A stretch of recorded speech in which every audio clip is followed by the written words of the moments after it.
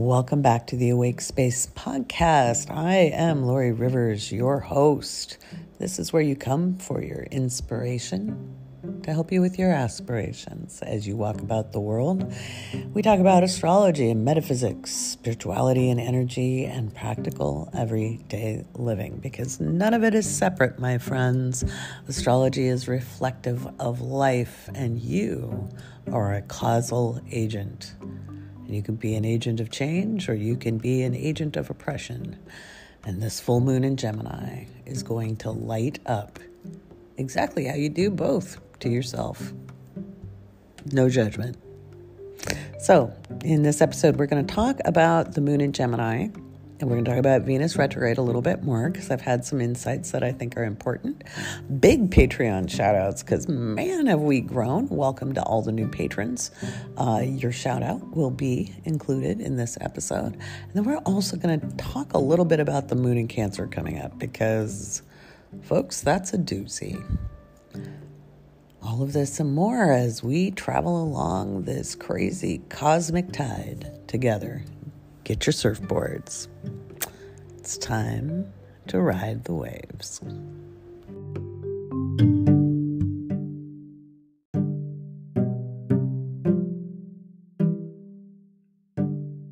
So just because I've had quite a few notes asking if I'm okay when people are like halfway through the podcast episode, this is just a post-publishing note to say I am okay. And I think it's important that we show all of our humanity. I think far too long in the New Age space, in the spiritual space, people put on this momentary glamour of perfection. And it doesn't serve a purpose, because it helps breed feelings of insecurity in people who are aspiring to learn and aspiring to grow and heal and become their very best selves. So just so you know, I'm doing just fine. And if you hang on to the middle of the podcast, you'll see in the section called Tuning Up that I show you how to tune up your own emotional space. Something I talk about all the time. Tuning in to a different station is super important, and I show how to do that here on the podcast. So enjoy and know that I am just fine. I'm doing really good.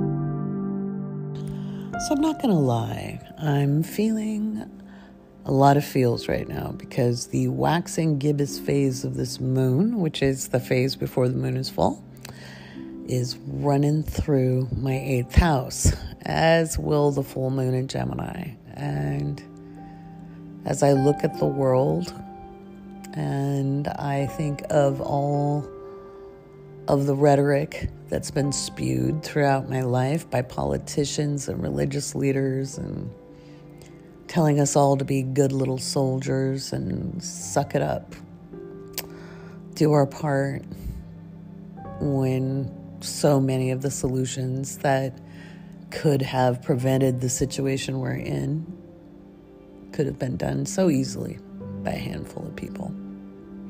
Would have been a stroke of a pen in some cases.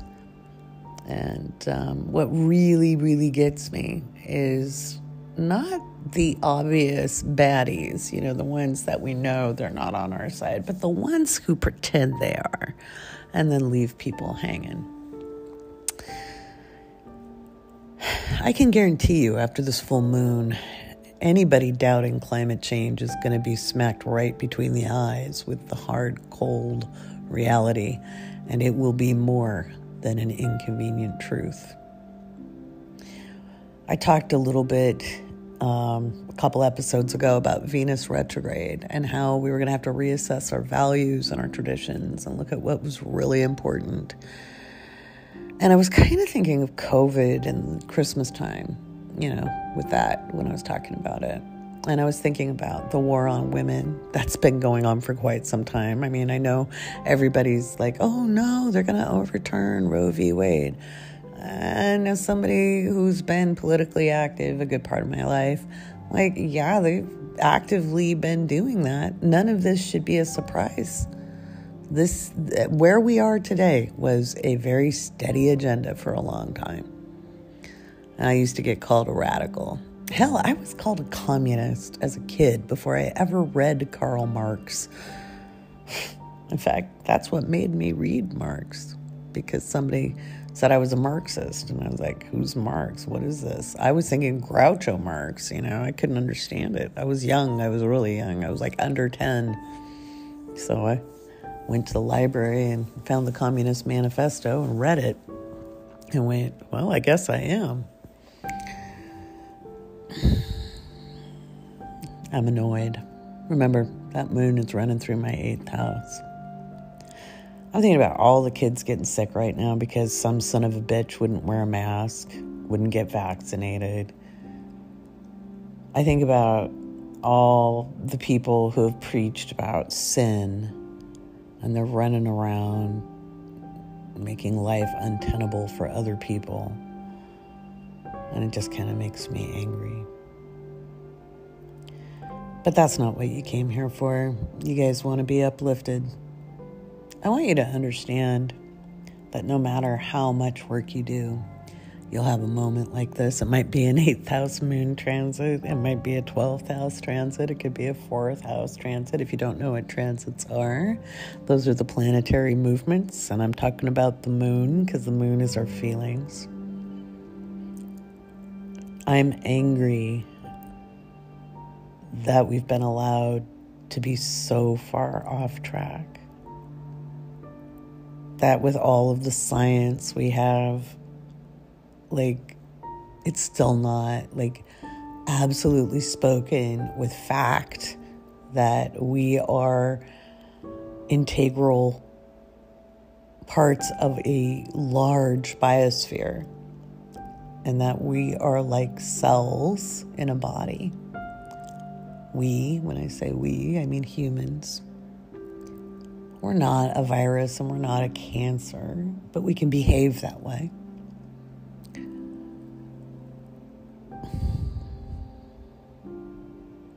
We don't need space exploration. We need to take care of what we've got first. There's no reason to go to space. And I'm an astrologer. I think the stars and the planets are amazing.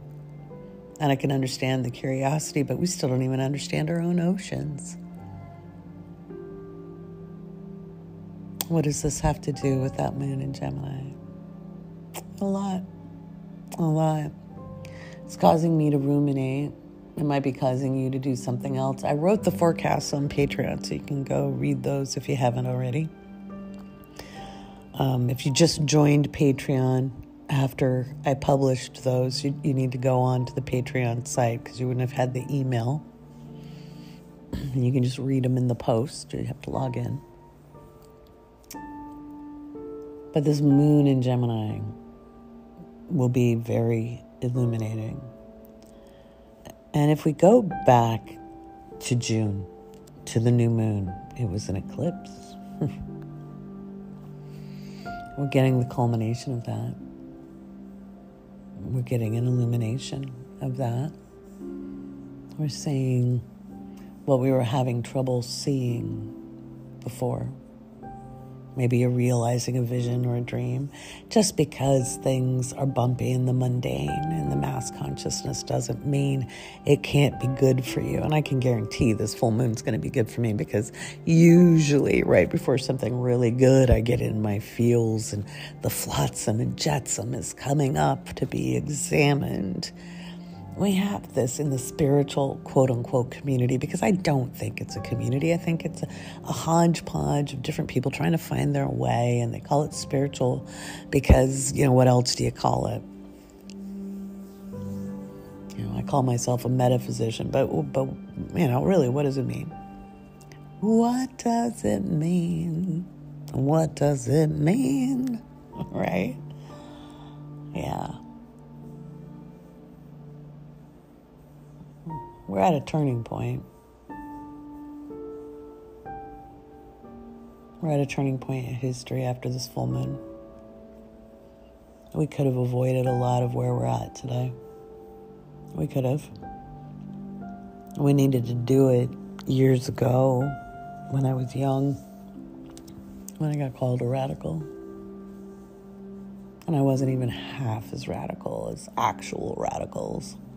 I was just pointing out the frickin' obvious. It was before I was an astrologer even. It was kind of obvious. It was just obvious that the track we were on wasn't sustainable. And I really understand my grandma now.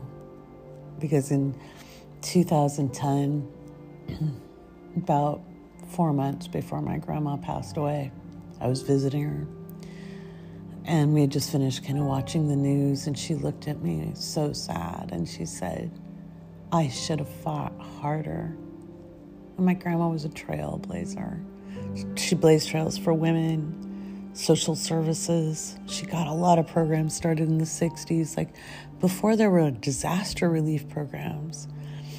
You know, for the 1962 flood in Oregon, and she did something called Dollars for Disasters and got donations because she remembered what it was like when she was a kid during the Depression and her dad died. And her sister spent the family's last 50 cents on a thermometer for her dad. She never wanted people to feel that desperate, you know, like her family did. And she worked really hard to help people rise up and have dignity. She started jobs programs. She hired single moms back in the 60s. Like, people didn't do that, or there was a stigma. And she worked hard for that. She worked hard for people. And she watched every program she started get dismantled, one after another. It was so hard on her. And she said, you know, Lori, this is worse than the Depression. This is in 2010, by the way.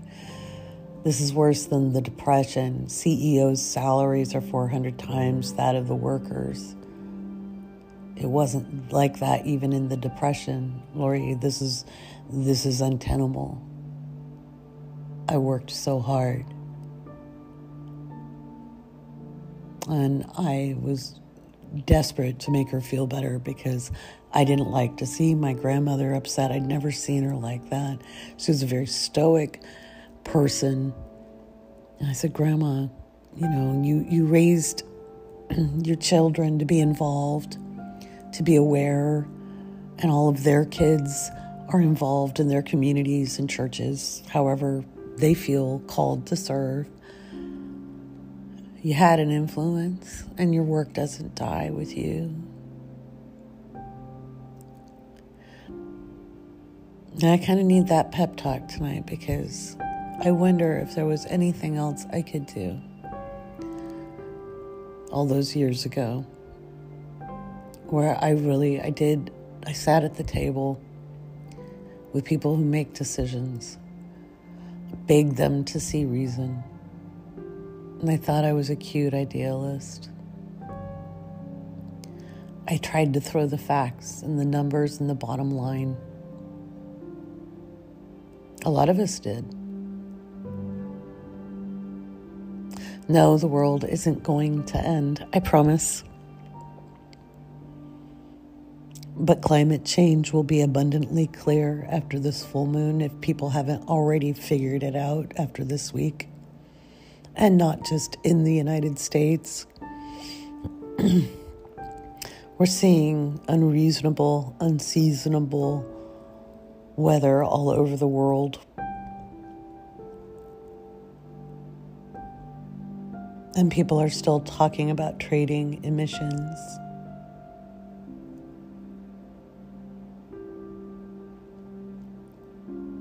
We can't trade anymore. We can't rob Peter to pay Paul. We have to have some immediate action. And that whole, you can't shut down the economy for COVID. Honestly, the way Omicron's moving so fast, shutting down really isn't probably going to happen unless they need to do it for hospitals. But it seems really contagious, so that's I haven't seen shutdowns. I mean, they might, and I've said this all along, maybe schools will shut down for the holidays, given we now know, you need the 3 doses. We'll see. I just don't see the government's doing right by the people. And I've said that all along. Because it's not convenient, or it'll hurt the midterms, or they're afraid it'll cause more civil unrest. But see, it's no longer a time for authoritarian leaders. That's Pluto and Capricorn is being felt. And Venus will station retrograde the day after tomorrow. That'll be the day after the full moon, tomorrow, December 19th.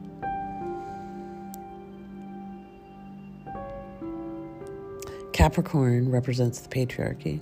It represents authority on one level. It represents a lot of good stuff too. So don't look at a Capricorn and go, you're the patriarchy, because that's not how it works. But Venus retrograde does something kind of neat. You see, when a planet is retrograde, it kind of operates like its opposite sign. So Venus is in Capricorn. When she stations retrograde, she acts like she's in Cancer. Now, everybody acts like Capricorn's the toughie and Cancer's the bad, the softie. I'm a Cancerian. You have no idea what I've survived in my life. We are not soft and weak. If Cancer represents mother energy, I love how media portrays moms as soft and indecisive and weak. There's nothing weak about being a mother. Not if you're really mothering. Hell, you don't even get to sit down. You're running all day. You're making decisions every moment. Decisions that can have long-lasting impact. And while you're making those decisions in the present, you're worrying about the decisions you have to make in the future and wondering about the decisions you made in the past while running a household. And running a household, it's so funny how that is so seen as lacking value in the United States, when in actual fact, it's worth a hell of a lot of money. And it's what kept an economy going at one point. Unpaid labor. Venus in Capricorn retrograde is going to see some very interesting things weather-wise, because Mother Nature is going to show us what's very, very important. And I think women are going to start rising up. I think women are going to have just about had enough. And it's going to be more than clapbacks and marches. And I think we're going to see some women behaving very badly. Back during the women's suffrage movement in England, which was brutal. If you think it was really bad in the U.S., study up on women's suffrage in England, because they were brutalized. They were brutalized here too, but they were brutal. The British do nothing by halves, and they have this thing about staying in your station, and it was brutal. It was really brutal. And they were described as a monstrous regiment of women. I've always loved that term. Laurie R. King wrote a great novel about that. A Monstrous Regiment of Women by Laurie R. King. You should read it. If you like Sherlock Holmes, it's part of her Mary Russell series where she kind of has a rendition of the Sherlock Holmes narrative. It's a really good series. I've very much enjoyed it. I'm musing because, well, the moon's in my 8th house. And I'm sad.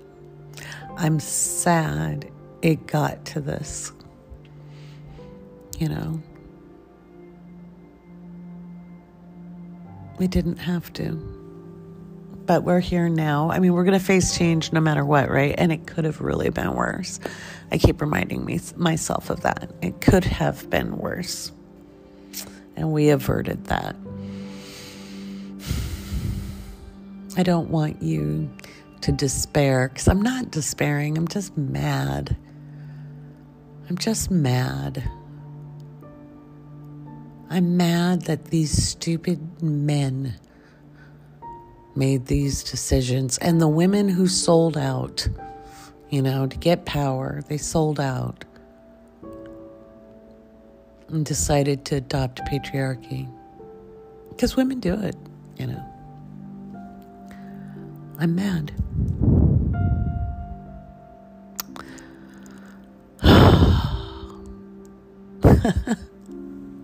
God, I'm being dramatic. What do you expect from a Cancerian with a Scorpio rising when the moon's going through her 8th house?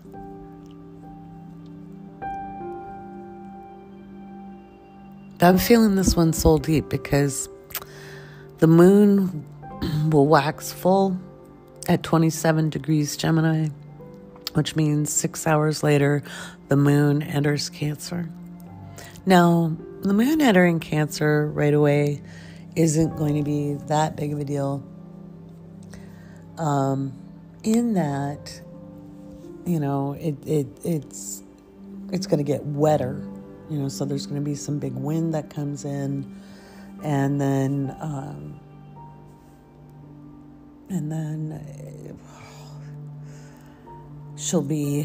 the moon will be moving, you know, to the minute she moves into Cancer, she'll be in opposition to Mercury. And that's going to be some transportation accidents. I don't believe it'll be air. Looks more like trucking, infrastructure as well. And that will be, the 19th. As Venus goes retrograde, and then the 20th will be relatively okay, you know, but she'll be, on the 20th, she'll be sextiling Uranus, so we'll see some seismic activity.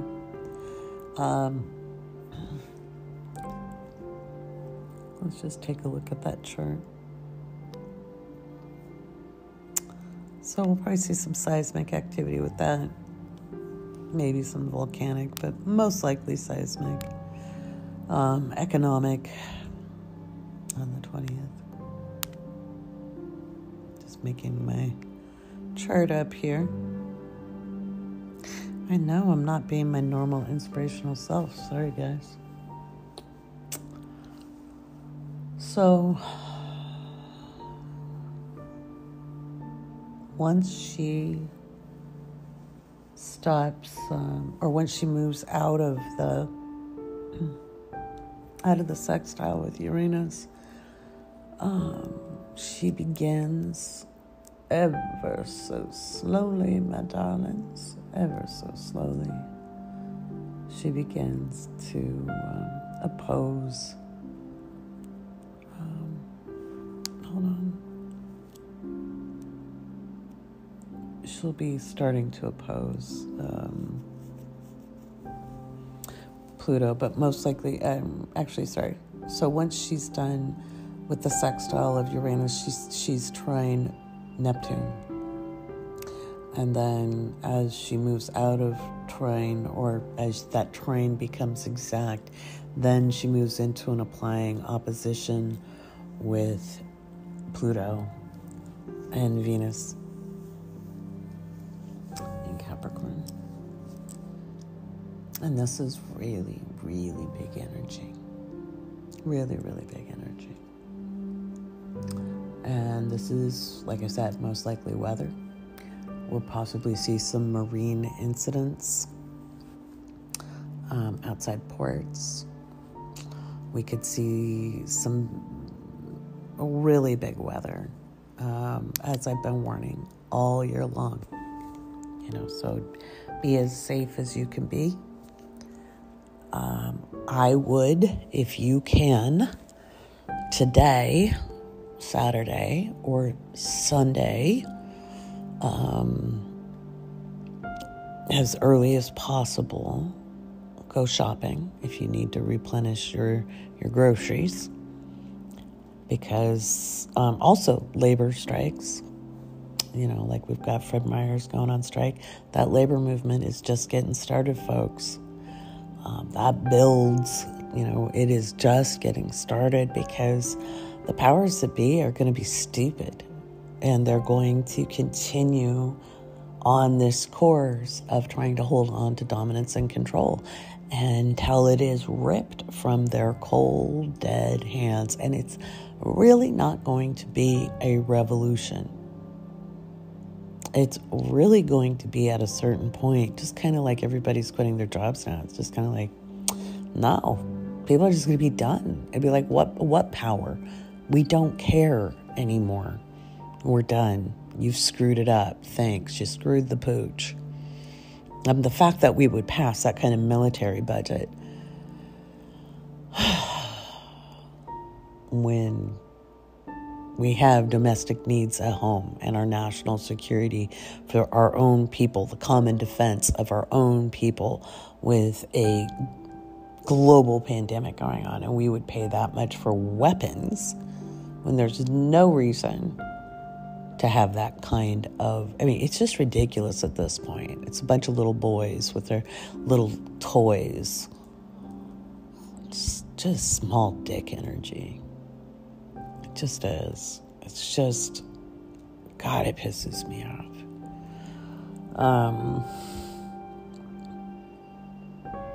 It's just so infantile. And it's going to become excessively obvious. There may be some nationalistic saber rattling, tough talking, and all the old tactics they try. They're not going to work, but they're going to try them. And this is the day before the solstice. This is the day before the solstice. And I know more people are going to be disappointed with the bad weather at Christmas Eve and Christmas Day. And I'm not talking about you guys. I just mean the population in general. But gosh, the solstice, that's a really, really interesting day. And the fact that all of this is going down at the solstice is nuts. At least we don't have another freaking eclipse on it, because Lord help us. The universe is being kind, I guess. So when we look at the solstice, which is December 21st this year, we have the node still at 00 degrees Gemini in 04 minutes. And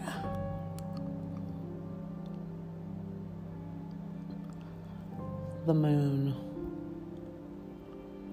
will be still in Cancer, which is significant because as the sun enters Capricorn, the moon is exiting Cancer to move into Leo, which will be further drama because it will go into Leo and be immediately trine Mars.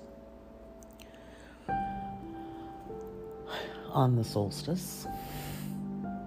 Late on the solstice, but on the solstice nonetheless. And I would say that could mean some fires in the southern hemisphere, or extremely inclement weather. Maybe some heat.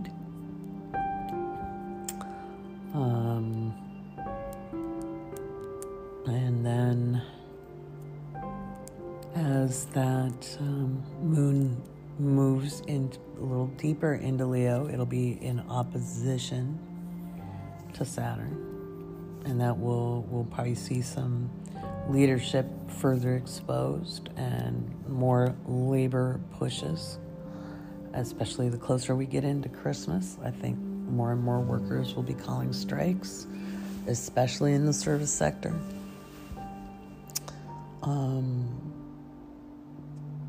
We'll continue to see COVID expand. And then, of course, as it's opposing Saturn, it's squaring off with Uranus, so more seismic activity. And then it'll oppose Jupiter, stock market fluctuations, the real estate market in China crumbling, because it is, and that impacts everywhere in the world. They are managing the narrative very carefully. But, there's countries all over the world with their currencies sinking. We're not going to lose banks, guys. We're not. They're going to hold the illusion as long as they can. It's not going to be like 1929. We're already at a greater disparity between CEOs' pay and the lowest wages, the lowest wage earners' pay. It's worse than the Depression, and has been since 2010 and before, 2008. Pluto and Capricorn has delivered. I'm not trying to make you feel bad. God, I feel shitty that I'm talking like this, but it's serious. And if you want to call yourself a spiritual person, that whole always think on the bright side. Well, here's the bright side. This shit needs to fall apart. You cannot be a spiritual person and ignore what goes on in the world. Okay? That's how we got here. Is by people thinking they had to do other things, and that, it wasn't polite to talk about money and politics, and it wasn't spiritual, and God forbid you charge for what you do, and don't be greedy. And so they let the greedy people, because they were going to hell anyway, let them go be greedy, and then you get your reward in heaven. What a shill game. Good Lord. I know, I'm in a mood. I'm sorry, guys. It's just where I'm at. I'd love to be uplifting. I'm just not right now.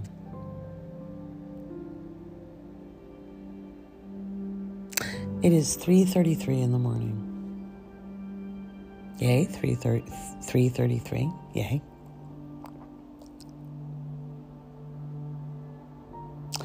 And all I can think about is how important it is that we turn our focus inward. And partly, I'll tell you, my focus turned outward for a minute, and here I am down that rabbit hole.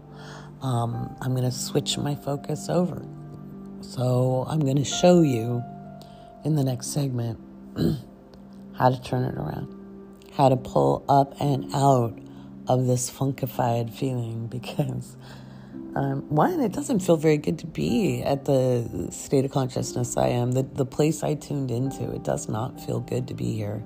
It feels shitty. It feels really shitty to be here. And I'm sure I'm tapping into the collective, the fear of COVID, the fear of the economy collapsing, the fear of climate change, We saw a lot of devastation this week. It's hard not to tune into that when you're a sensitive person. And a lot of times people don't think I'm a highly sensitive person, which I don't understand, but I am exceptionally sensitive. So very sensitive. Which is why I learned to hold my focus as much as I can away from the collective unconscious, because it's kind of the last place I want to feel into. So, in the next segment, I'm going to show you how to go from this mode into a better feeling space and why. And hopefully that gives you a couple tools.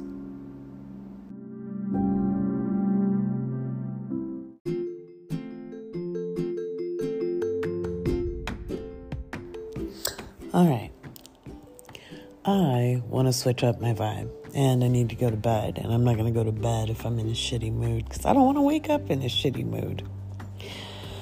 The feeling I'm feeling right now is not going to make the world a better place. This low-key rage that I feel, this very deep grief that I feel, these aren't going to make the world better.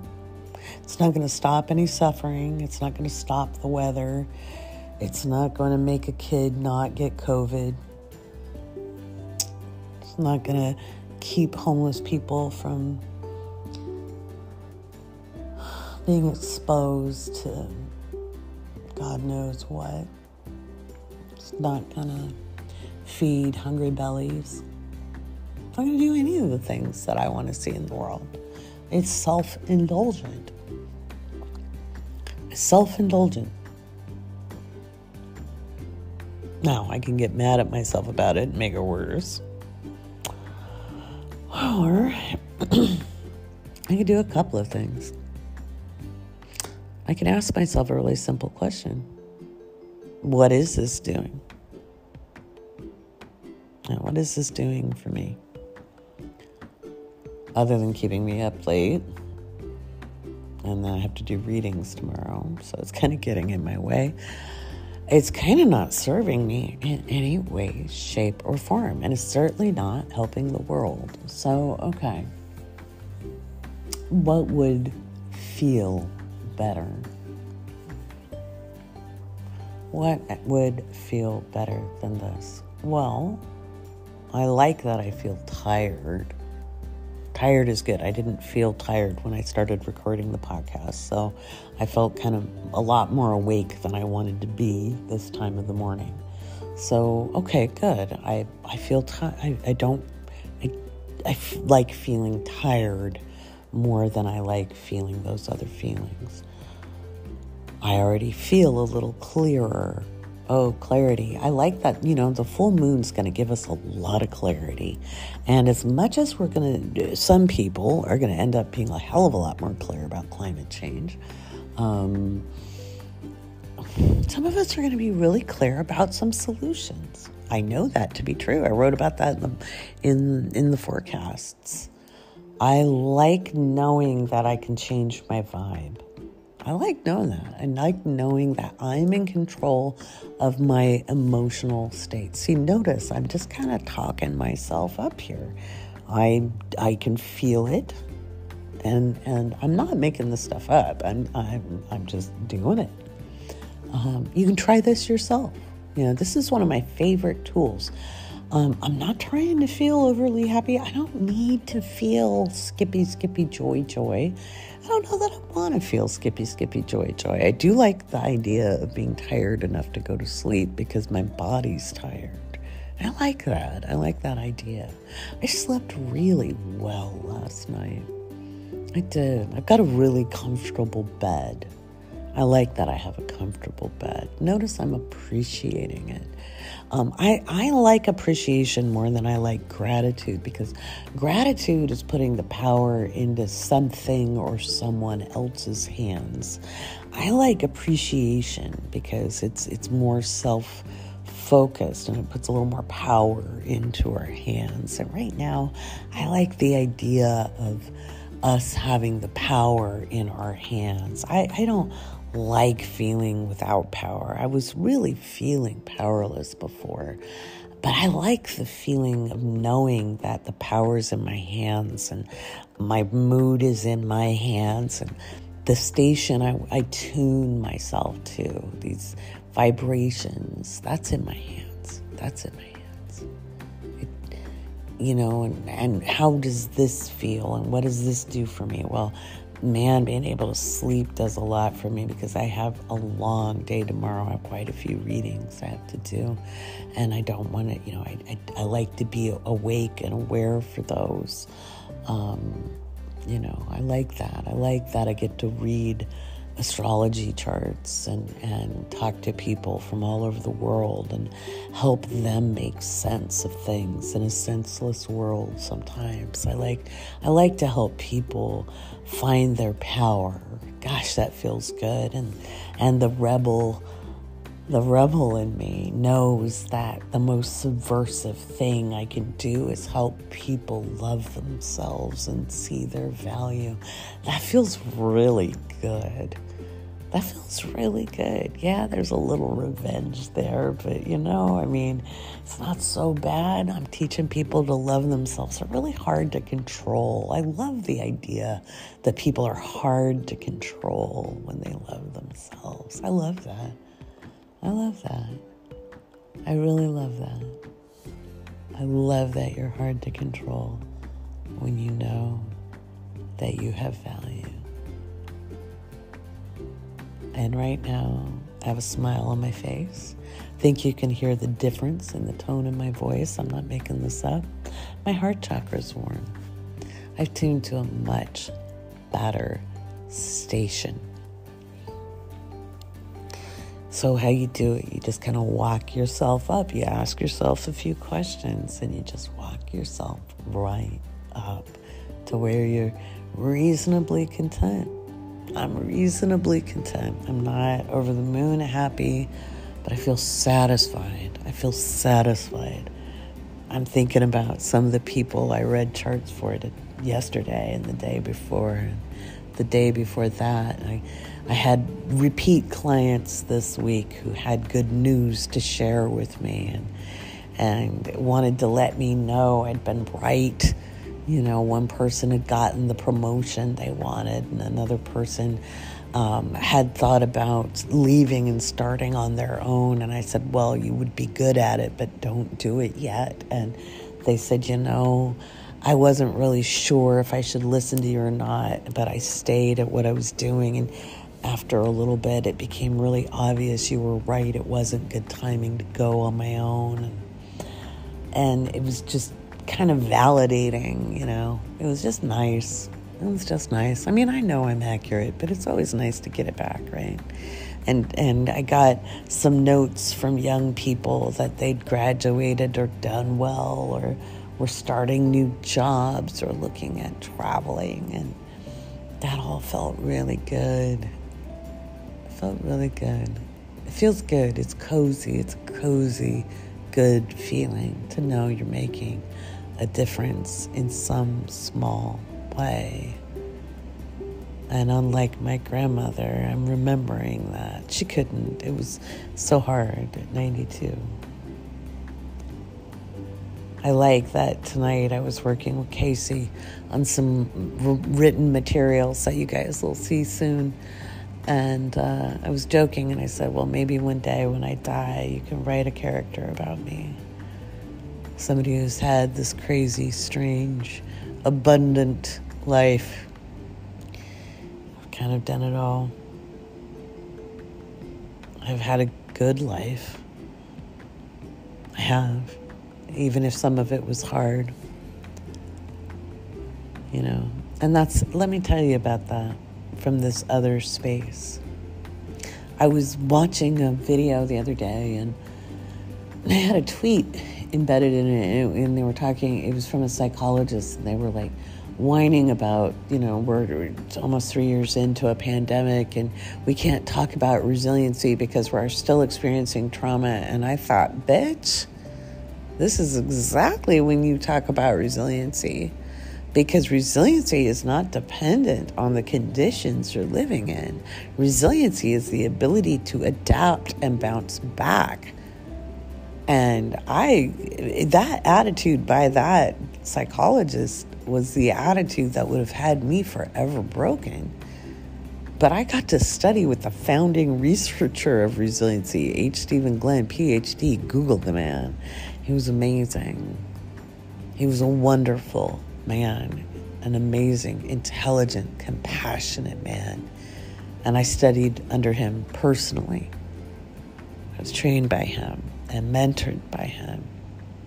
And he changed my understanding of myself, that I wasn't just an enigma, that there were reasons why this kid who suffered sustained, ongoing, severe childhood trauma of all forms that you can think of, from the age of 2 until 15, 2.5 actually, to 15. The psychologist would have had me forever broken. I cleared 0 clinical markers in 2012, which means perfect mental wellness. Shocked the hell out of my therapist and I. We were both like, wow, not even a little bit of anxiety? Do I have normal worry? Yes. Do I have normal emotions? Yes. And when I'm up late at night, it's just because I work for myself and I can have my own hours, and I drank too much coffee. And I got overstimulated. And then I got moody because I'm a Cancerian. Look at that beautiful yawn. I'm tired. See, that was the feeling I wanted. Yeah.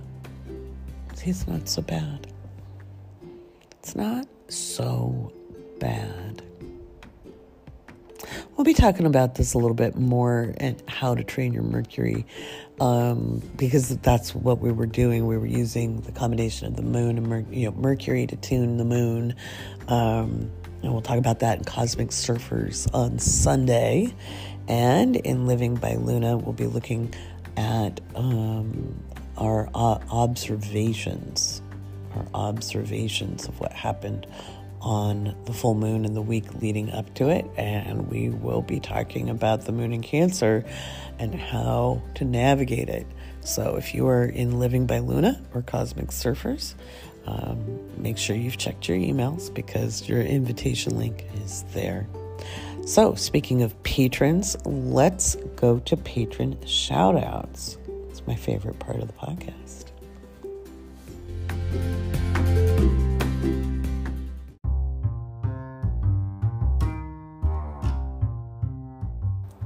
All right, and now it's time for my favorite part of the podcast, the patron shout-outs.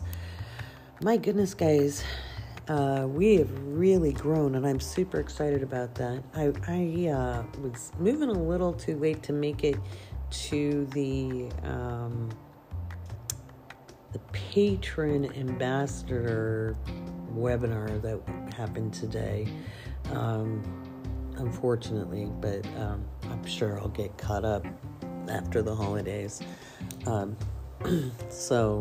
But I am an ambassador, and there's stuff I get to do, and I don't know what all it is yet. So anyway, let's give some shout outs here. We have Amilcar, Tafari, Alina, Lori, Ingrid, Karen, Monica, Natalie, Alicia, Miriam, Sarah, Jay, Stacy, Bree, Rachel, Bambi, Jasmine, Tammy, Kristen, Cece, Laura, Alyssa, Bianca, Stevie, Hadsa, Sherry, Riley, Charlotte, Dana, Denise, Sabrina, Shelby, Lisette, Jackie, Layla, Molly, Nora, Francesca, Brandy, M, Veronica, Parker, Carrie, and Amy. Big thanks and shout outs to you guys. Let's see. And when we look over here at the Discord, which I got organized a little bit more. If you're a patron, make sure when you're signed in, you're using the same email as you do on Patreon. If you can't remember which one you used, go ahead and reach out to me and let me know. We'll get you assigned the right tier inside of Discord, because everybody gets assigned roles, especially Living by Luna and Cosmic Surfers. Now, I don't have the Cosmic Surfers threads up yet. I'm hoping to have that done at least Sunday. Anyway, so the Holiday Venting Chamber is very, very active. Of course, the news headlines has been very active. Again, I have been calling for inclement weather in the fall, into winter, all year long. That's why I was trying to prepare people. That's why we have a preparations thread in the Discord. And so there's been a lot of bandying about of east of the Rockies. East of the Rockies. And the Pacific Northwest will remain wet. California and the rest of the Southwest will be mostly dry. There'll be a couple of storms that come in and mitigate the drought, but it's not going to end the drought. And we will be cool and dry. East of the Rockies will be very unseasonable weather. Temperatures will be variable, but right around Christmas, we will start to see drops in temperature.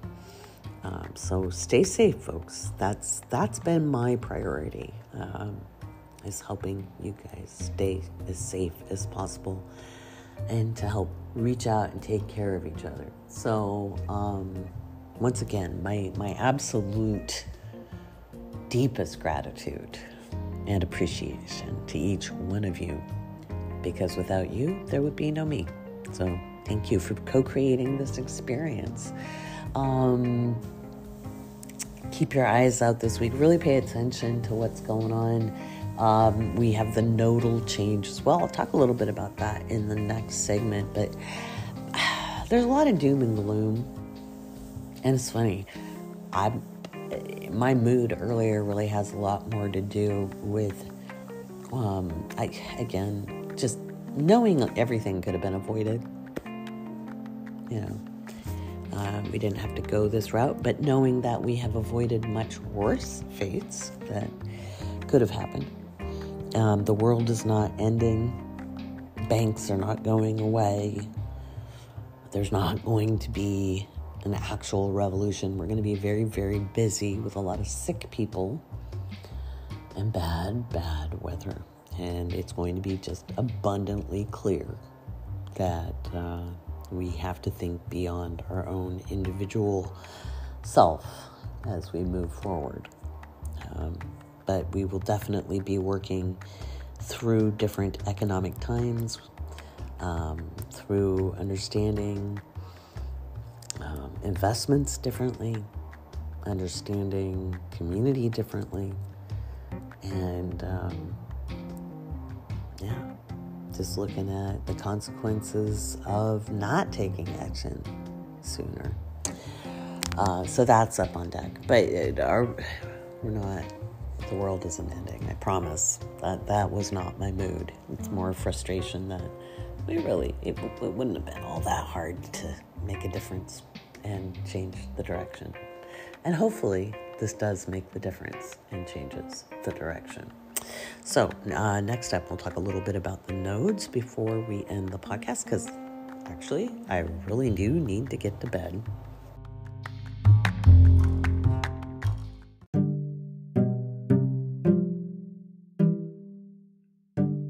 All right, so the nodes change signs this week, and I know everybody gets like, oh, the nodes are changing signs. Yep, it happens every 19 months. Yes, it does. Yes, it does. The nodes change signs on December 22nd. It's significant, not gonna lie. I just don't think it's going to be quite as big a deal as some people think until later in 2022. But anytime anything changes signs, there is an influence, and I believe this will be geologic. So pay attention, especially if you are in the Pacific Northwest or the Southern California desert, into the Baja Peninsula.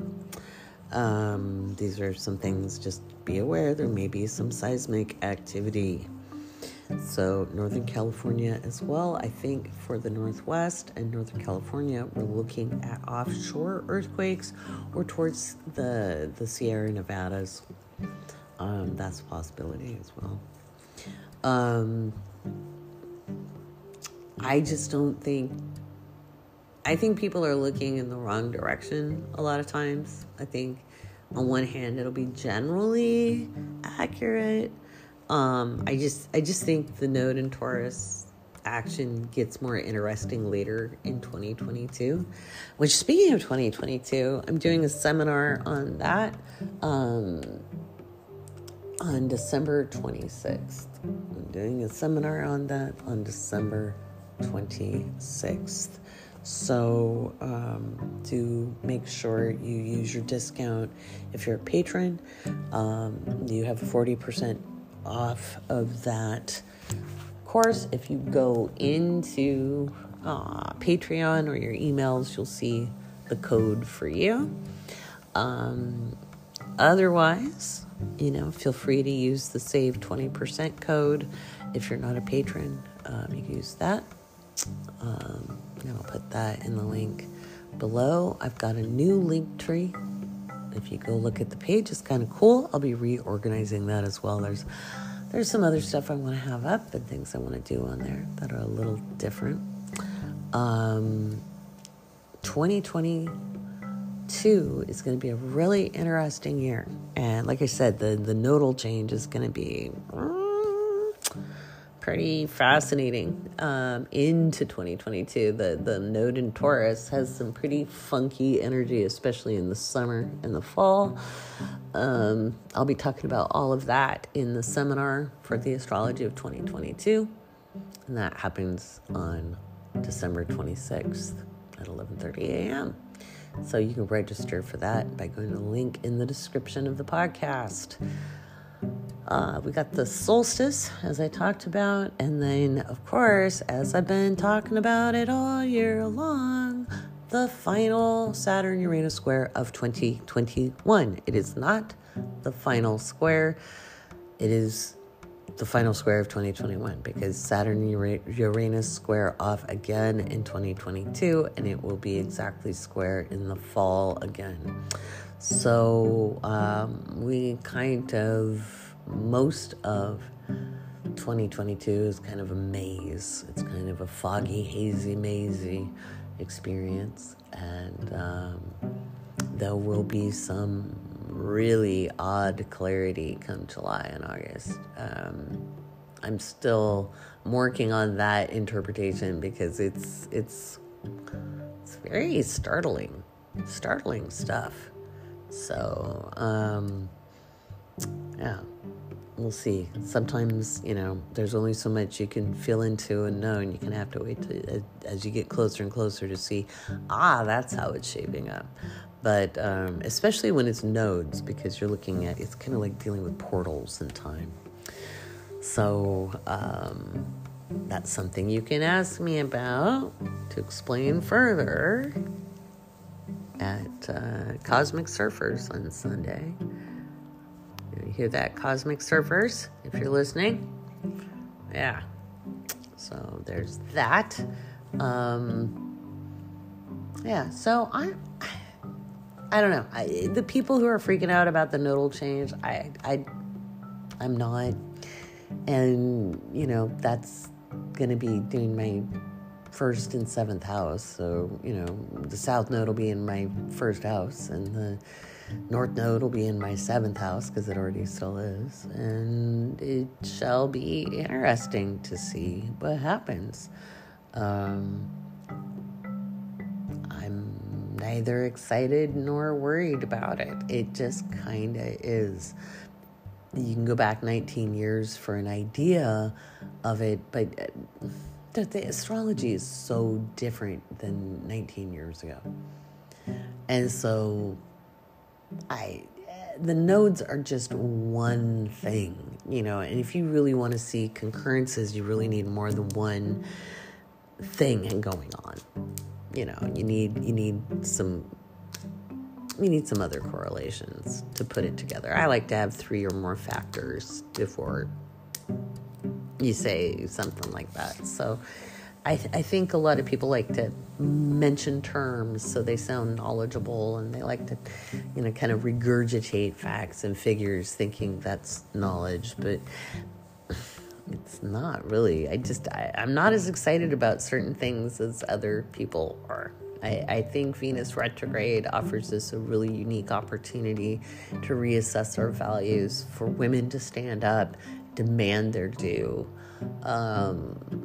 And I mean it, demand their due. There's a lot more available to us, and to really assess what matters to us and our families. What life do we want for our family? I think that's something we have to look at. But anyway, I hope this episode helps. If you are a patron and you have questions, feel free to drop them in the Discord, and I'll be answering more patron questions on the next episode of the Awake Space Astrology Podcast. I'm Lori Rivers. Do take care, and make sure you howl at that moon tomorrow night, or tonight, I should say.